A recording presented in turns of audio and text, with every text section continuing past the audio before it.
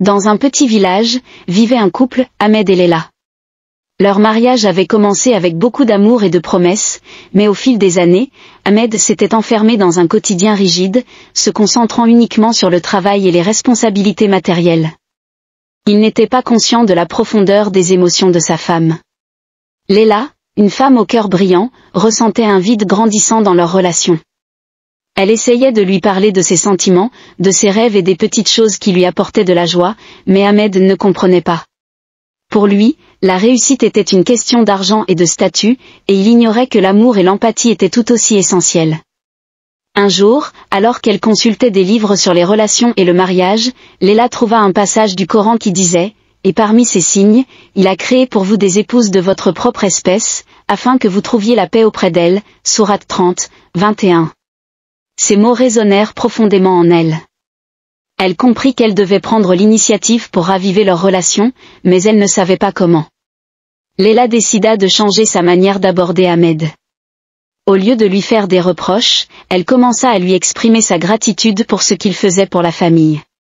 Elle lui prépara ses plats préférés et l'invita à passer du temps ensemble, sans distraction. Ahmed, déconcerté par ce changement, commença à se rendre compte qu'elle faisait des efforts. Peu à peu, il commença à s'ouvrir.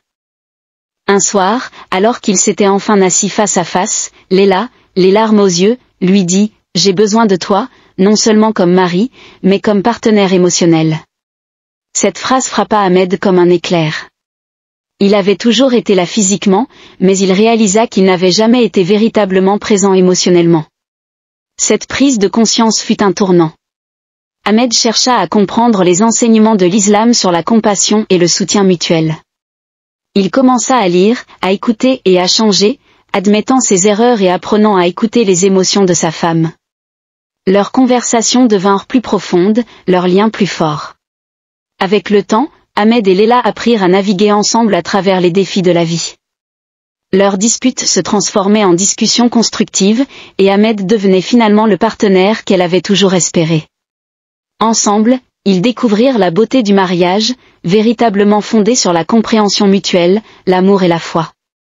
Cette histoire souligne l'importance de la communication et de l'empathie dans une relation, tout en mettant en avant des valeurs islamiques.